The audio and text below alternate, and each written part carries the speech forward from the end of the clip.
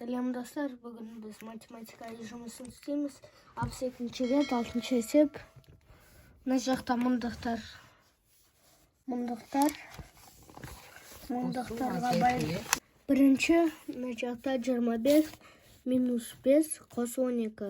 Бірінші, 25 мыңнан 5 аламыз, 20 мың.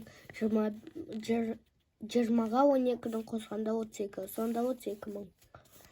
Мына жақта бірінші жақсан үшін орындап аламыз. 35 минус 35, 5 мың.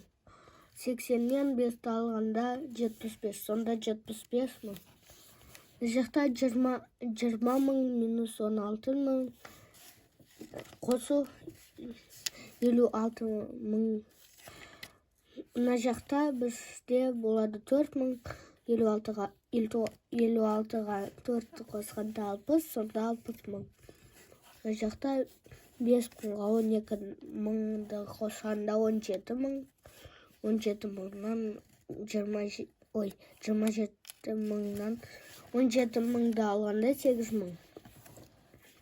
Мына жақта 80 мыңнан 35 мыңды алғанда болады 45 мың.